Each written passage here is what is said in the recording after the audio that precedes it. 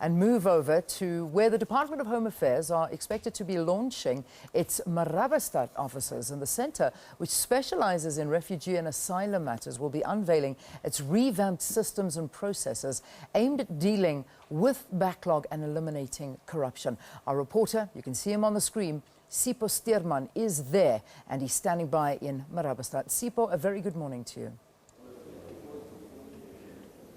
Very good morning to you, Leanne, and our viewers at home. Indeed, we are live here at Marabastad Home Affairs offices. Of course, it's now been renamed to the Desmond Tutu Refugee Reception Center, and this is all part of the efforts to refurbish the center, to improve its systems.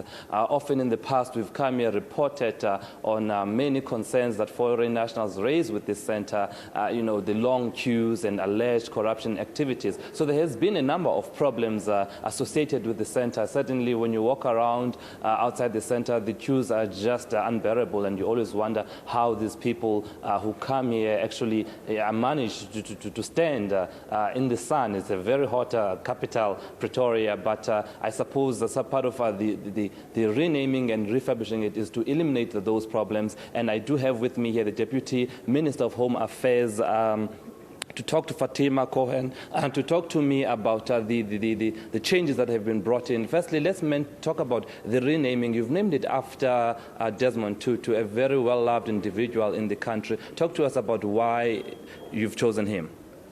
Well, we thought we'd be very democratic about it, and we held a competition.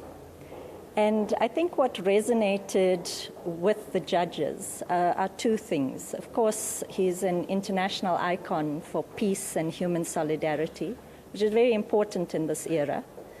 But secondly, I think very importantly, he's a man of the cloth. You know, the Bible is replete with stories about asylum and how asylum seeking and giving was very much part of human civilization from the earliest days.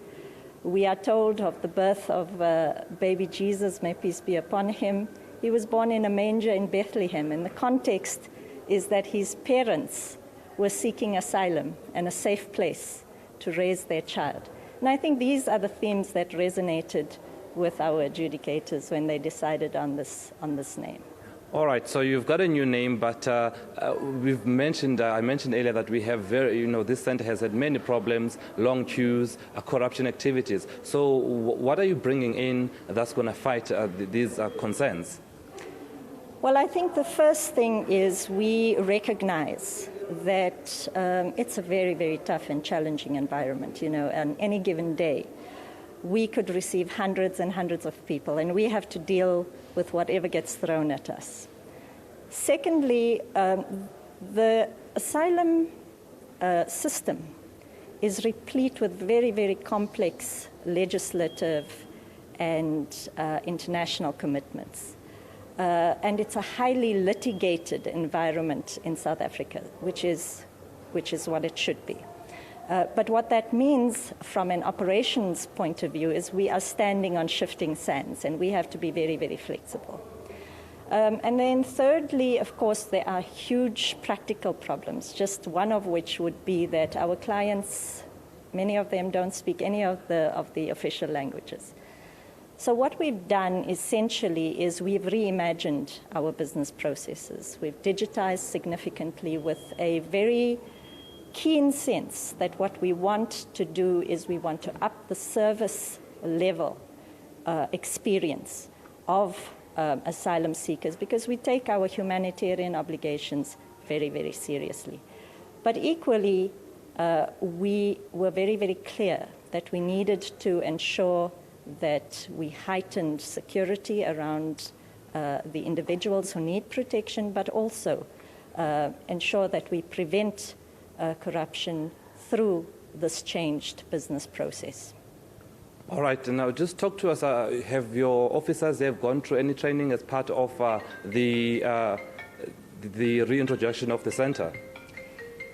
We not only have trained our officials, what we have done, as I said, is reimagined our business processes. So we used to operate manual systems. Every single client of ours had a manual file.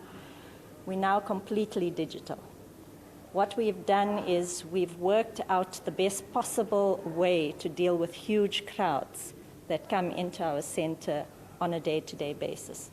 We have taken our interpretation services off-site, so now if somebody comes into our offices and can't speak any of the 9 official languages, we dial up to an interpretation center that is off-site.